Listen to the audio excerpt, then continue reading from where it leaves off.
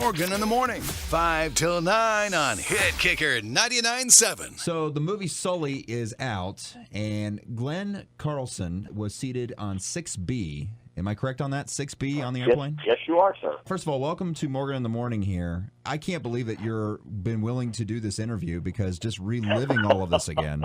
I don't even want to touch an airplane. There were a couple of those passengers who really didn't ever want to set foot on an airplane again. Mm-hmm. But with the nature of the business that I'm in, travel is just part of the job. Do you still keep in touch with the rest of the passengers? Yeah, we get together probably a couple, 3 times a year. This year, a little bit more frequent with the movie, yeah. with the movie coming out, yeah.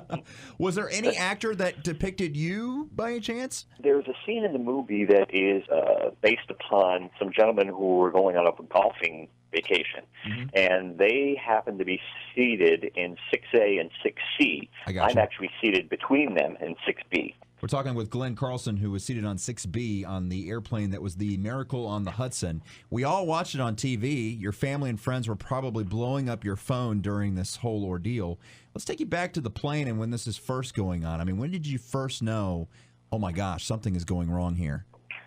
I was seated, and the plane was going up. I think we reached at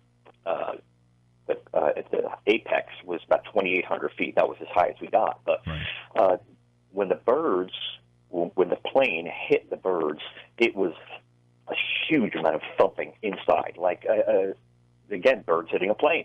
Right. Yeah. Exactly. So you just heard that boom, boom, boom, boom, boom, boom, and then there was the engines, since they were ingested through two engines on both sides.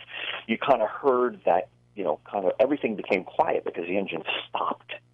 So It was silent and eerily quiet, even inside the cabin. Mm-hmm. Nobody really said anything. Oh, my gosh. It was, and that was the moment. It's kind of like there's definitely something wrong. When you have no engine sound, you know that there's definitely something wrong. Oh, my gosh. I would be scared out of my mind. I mean, I don't even want to even think about this. So your heart had to have been up to your chest, up to your throat at this point. I was trying to, or attempting, with my seatmate to remain calm. Yeah. He said, well, that doesn't sound good. And I said, well, we're probably going to head back to LaGuardia. Right. And my seatmate in 6A, Jim Stefanik, he... At that point, and when I met him a year later at the reunion, he said, "Oh, you were as white as a ghost." It's just the blood had left your face. It was like you were action. Yeah. And I imagine that I was, and I know my heart was pounding a mile a minute. Absolutely. Well, hey, kudos to you for staying calm and setting an example, too, for your fellow passengers who were sitting near you as well. I mean, that's important. If one person goes chaotic, everybody's going to go chaotic and panic. So once the plane was slowly landing or fastly landing, I assume, on the Hudson, I mean, was the captain talking through the speakers and telling everybody what was happening? Were you having to say, okay, we're going to land in this water, so we better get ready to get in the water? There were a couple of things I can kind of walk you through. Is that when it felt like forever till we hit those birds, time was moving so slow. It felt like an hour that we were up in the air, and in reality, it was only another 90 seconds. And then we're in the water. But at that time, I said to myself, when's the captain going to come on and say something? And when is he going to come on? When's he going to come on? Why isn't he coming on? And they said, well, of course, he's dealing with calamity up in the cockpit. Stay alive, yeah. But he did come on, and he said, this is your captain, brace for impact. And my hearing is horrible. So I didn't hear what he said. So I had to turn to Jim, and I say, what did he say? And Jim looked at me and he said, brace for impact. And It was at that point that everybody kind of got down in the brace position, and the flight attendants started chanting, head down, brace, brace, head down, brace, brace. Yep. And I couldn't get down. I could not bring myself to get in the brace position. I looked out the windows. I was, visually fixated, looking out both sides of the plane, and I noticed a guy in 6E who was a pilot, because I saw the epaulet on his on his shirt, and he wasn't getting down either. So I said, well, he's a pilot. He must know something. If he's not getting down, I'm not getting down either. So that's the way I basically rode down that last minute and a half, is just kind of staring out both windows, looking at the skyline, and then slowly seeing the Hudson River. I didn't know whether it was the East River or the Hudson River. As it turns out, it was the Hudson River. Yeah. So after all this was said and done, your lives were saved. You got a little dip in the cold Hudson River, and you're on national TV. Please tell me that U.S. Airways at least refunded your airline ticket. Yes, they did. They refunded the airline ticket, and they took back the miles. Sure. So they go hand in hand, right? Did you ever get your luggage back? So yeah, there was I will. Just to let you know, I mean, the fear that I had, because people say, "Were you scared?" It's like the whole thing was, again, everybody. I will say, to a passenger, people remained generally calm and focused. My fear was that once we landed, we would not get the doors open and we would just sink, and that really scared the living heck out of me. Oh, I'm sure. That was the great. I honestly felt, and I can tell you this with all of my heart, I really believed that we were going to land successfully, but I had no idea what the aftermath was going to be. So you were confident that you were going to land safely, but you weren't sure if you were going to be able to make it past the Hudson once you've landed. Right. I had no idea, given the fact that we're talking about multi-ton aircraft, that we would just start to sink, and the water would eventually come up over the doors, and we wouldn't be able to get out. But remarkably, if you look at and it's in the movie, but if you look at the video, and I did look at that video shortly after it was posted, the doors of that plane come out so quickly after we actually land on the Hudson. It's incredible. And I know that every passenger that was sitting in one of those seats was reading through those instructions in that 90 seconds on the way down, making sure that they were not going to be the person to, cause any further catastrophe. And I know a couple of the gentlemen who were seated next to those doors, and they did a fantastic job. Well, that's fantastic to hear. And again, I'm so happy. This story, after all these years, I mean, it's been, 2 years now, 3 years? Oh, it's actually 7. 7 years? Are you kidding me? 2009. Man, it just seems like yesterday this happened. So now that 7 years have gone by, can I ask, what did you get back? I mean, we were talking about the luggage earlier. Were they able to recover anything? Were they able to replace anything for you?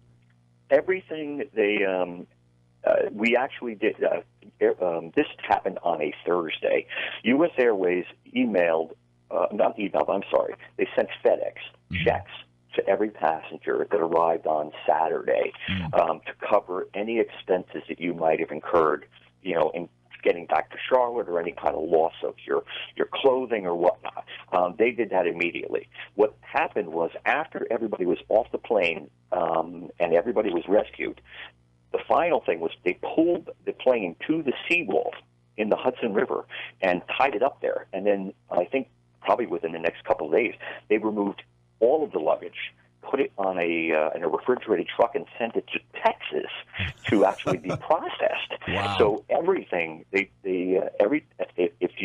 your name was on a suitcase or on a piece of luggage, we got all of that back. They cleaned it. They cleaned all of it. I don't know if they dry cleaned it all, but everything was cleaned and everything was sent back that they could find. Additionally, after the crash, we were actually given a website to look, to view, all the passengers to view, for items that were just strewn about the cabin. So if you had lost something and it was in the cabin, there were pictures of every single item that they did not know the owner, and we got a chance to not only view those items on the website, but claim it. Yeah. And those items were given back to you in a cleaned way too. So it seems to me that U.S. Airways did a really good job after everything happened to make sure that you try to get as much items as you can to be compensated, and still, they are able to take care of you to this day. Did any of the passengers end up trying to sue U.S. Airways? I think that there were some that thought maybe that the pilot was at fault or this wasn't an act of God. Mm-hmm. But I think that very, very quickly dissipated once they dug into the details. So I obviously, I don't want to say we are a very litigious society. Everybody's looking for, hey, whose fault was it? Right. I mean, it was an act of God. I mean, the only thing that you could kind of claim, and not could have, I mean, those geese are a problem. I mean, around LaGuardia, they are. I mean, this is nothing new. So if anybody was culpable, or if you wanted to, I hate to say place blame, but this is not something that's kind of say, whoa, wow, never thought that would happen. Right. Bird strikes have happened before, multiple times.